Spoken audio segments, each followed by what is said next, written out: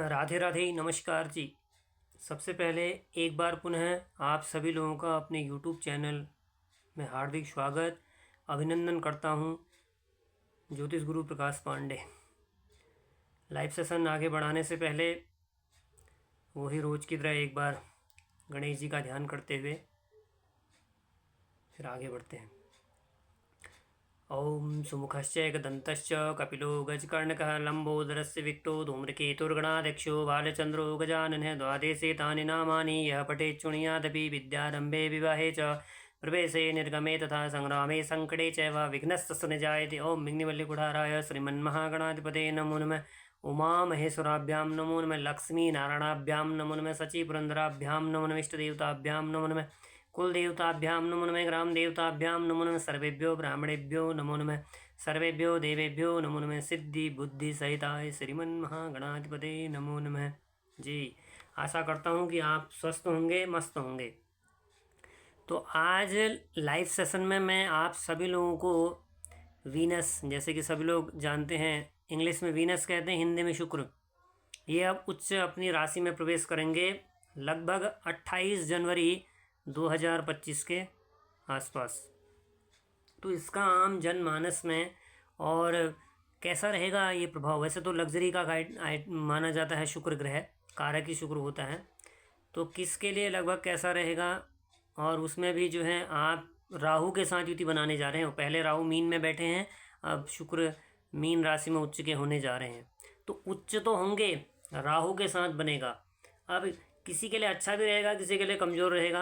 आगे बढ़ने से वही बार बार कहता हूँ कि आप लोगों की महादशा, आप लोगों की अंतर्दशा, आप लोगों की प्रत्यंतर दशा कैसा चल रहा है उस पर ये डिपेंड करेगा। और दूसरा, लगभग कुछ जो मैंने उसमें अच्छी राशियाँ बताई ढूंढी हैं, वो 3 महत्वपूर्ण राशियों के बारे में भी मैं जानकारी दूंगा इसी में।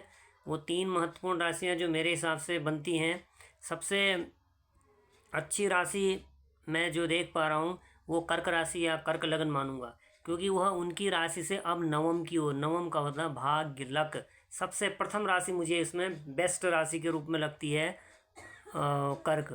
फिर इससे पहले एक और राशि बनती है जिसको कहेंगे कि उसके लाभ में आएंगे, तो ये भी वृषभ राशि है। वृषभ राशि या वृषभ लगन के लिए भी ये एक चीज़ें अच्छी होती है। तो 2 राशियाँ मैंने आपको बता दी हैं।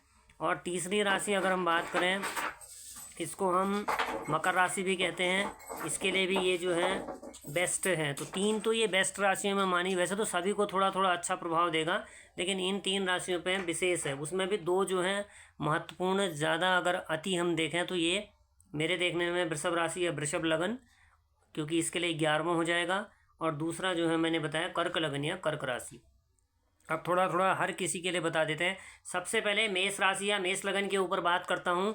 मेष लगन या मेष राशि वालों के लिए इनकी राशि से 12वां है, तो निश्चित खर्चे तो बढ़ेंगे, ये तो निश्चित है। और 12वां घर होता है विदेश यात्रा।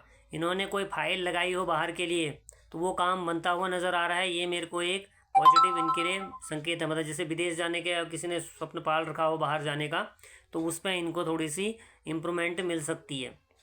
इसी क्रम को वृषभ के लिए तो मैंने बता दिया, वृषभ लाभ के लिए हुआ, या 11वां स्थान इनकी इच्छाओं की पूर्ति भी होती है। और 11वें स्थान से हम जो है बाहर जाने का भी देखते हैं। 11वां भी बाहर होता है। और 11वां स्थान और ज़्यादा महत्वपूर्ण होता है अपने से बड़े भाई बहन। जैसे इनके बड़े भाई बहन इनको सपोर्ट करने लग जाए किसी प्रकार से, इच्छाओं की पूर्ति होने की इनकी एक संभावना, तो अच्छा बेस्ट इनके लिए देख रहा हूँ। अब इसी क्रम को बढ़ाते हुए मिथुन राशि, मिथुन वालों के लिए भी ठीक है। मिथुन के लिए कर्म का क्षेत्र मानते हैं, 10वां स्थान कर्म करियर का हो जाता है। तो उसमें काफ़ी समय से कोई लोग बाहर, मतलब ये नौकरी चेंज करना चाह रहे हों, प्रमोशन नहीं मिल रहा हो, तो इनको लिए भी ये एक ठीक बनता है। ये बता रहा हूँ, लेकिन पहले भी कह दिया और बताना चाहूँगा कि महादशा, अंतर्दशा, प्रत्यंतर दशा, ये दशाएं अगर आप लोगों की सही चल रही होंगी, अगर मित्र की दशाएं चल रही होंगी तो अच्छा फल देगा। अन्यथा फिर बाद में कमेंट सेक्शन में कुछ लोग लिख रहे हैं कि जी आप ऐसा बताते हैं वैसा बताते हैं। ये विशेष रूप से जो है एक जैसा फल किसी को नहीं देगा, ठीक है। ये मैंने भी अभी प्रैक्टिकली देखा है। पता नहीं आप लोगों को मैं ये इसलिए बता रहा हूँ कि हमारे साथ भी घटित होता है। जनवरी बड़ा अच्छा निकलने वाला था मेरा, लेकिन जनवरी मेरे को 5 तारीख को प्रमोशन मिला ऑफिशियल। एक नॉर्मल 2 मिनट के लिए बता रहा हूँ, ज़्यादा लंबा नहीं करते हुए। मेरे को ऑफिशियल प्रमोशन मिला और मैं बड़ा खुश था कि चलो मेरा तो स्टार्ट है, लेकिन 10 तारीख से लेके 21 तारीख तक मुझे मेरी जो पत्नी है, वाइफ, उनकी अचानक से तबीयत ख़राब हो गई और मुझे वो बाहर ले जाना पड़ा। तो यानी कि मेरे लिए तो प्लस पॉइंटेड हुआ एक चीज़, लेकिन दूसरा मेरे लिए नेगेटिव भी हो गया कि उसकी जन्म पत्रिका में कमजोरी आ गई थी। उसका ब्लड का कारक मंगल था, है मतलब कहने का, तो वो कमज़ोर कर गया। इसलिए एक जैसा फल किसी को नहीं देता है, ठीक है। तो इसको अन्यथा नहीं लेंगे कोई भी। और अब बात करते हैं कर्क लगन कर्क राशि, जिसको मैंने अभी आपको बेस्ट राशियों में बता रखा था कि भाग्य के अंदर अच्छा फल देने वाले हैं। तो इनके लिए भाग्य और बस ढैया का तो प्रभाव है ही है, वो तो लास्ट है, लेकिन कर्क लगन कर्क राशि वालों के लिए बेस्ट है ही। उसके बाद सिंह के लिए बात करें, सिंह राशि वालों को थोड़ा सा ध्यान रखना पड़ेगा, क्योंकि 8वां घर वैसे तो ठीक है, लेकिन चोट पटक लगने का ध्यान रखना है कि कहीं न कहीं अचानक से हम कहीं गिर गए।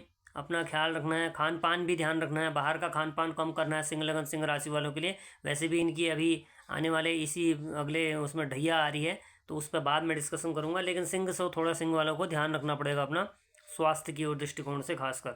उसके बाद बात करता हूँ कन्या लगन कन्या राशि वालों के लिए भी ठीक है। इनके लिए 7वां हो जाएगा, तो इनके लिए ठीक रहेगा, इनके लिए कोई ऐसी ज़्यादा दिक्कत। राहु के साथ ज़रूर बैठ रहे हैं। अब फिर वही बात होगी, एक बात और बताऊंगा कि मेष लग्न मेष राशि आप सभी लोगों या मीन तक का राहु भी अगर पोजीशन अच्छी देगा तो राहु शुक्र के साथ अट्रैक्शन भी देता है। किसी न किसी कहने का मतलब किसी के लव लाइफ भी अच्छे हो सकते हैं, किसी के टूट सकते हैं, वो डिपेंड करेगा आप लोग की अपनी कुंडली में कैसा है। अब जैसे इसी को तुला पे बात कर लेते हैं। तुला लगन वालों के लिए हेल्थ के लिए ठीक है, क्योंकि छठे भाव में कारक होते हैं और इनको कोई परेशानी हो रही होगी हेल्थ की, रोग ऋण शत्रु चोट पटक लगना, ये इनके लिए थोड़ा सा बेटर है। वृश्चिक की बात कर लेता हूँ नॉर्मल में। वृश्चिक लगन वालों के लिए ठीक रहेगा। वृश्चिक लगन वालों के लिए इनके जो है संतान से कोई मतभेद हो रहे हो या संतान इनको परेशान कर रही हो, वृश्चिक लगन वृश्चिक राशि वालों को, तो वो ठीक रहेगा। और प्यार मोहब्बत किसी के चूटेंगे, किसी के अच्छे होंगे, डिपेंड वही करेगी आप लोगों की अपनी कुंडली में कैसी स्थिति है। धनु की बात कर लेते हैं इसी क्रम को आगे बढ़ाते हुए। धनु वालों के लिए अगर हम बात करें तो धनु मकर कुंभ मीन ये चौथे होंगे। तो चतुर्थ जो है थोड़ा सा टेंशन देगा। आपको पहले भी कहा था मैंने, धनु लगन धनुवासी अपनी ओर से अपनी माता जी को कोई स्ट्रेस नहीं देना है, आराम से टाइम निकालते हुए चलना है। और प्रॉपर्टी में कोई इन्वेस्ट करना है तो कर सकते हैं, क्योंकि मंगल अब ठीक हो चुके हैं। तो धनु के लिए ये बेटर है। एक प्लस पॉइंटेड है, एक माइनस पॉइंटेड है। मकर के लिए मैंने बताया कि बेस्ट राशियों में आ रहा है।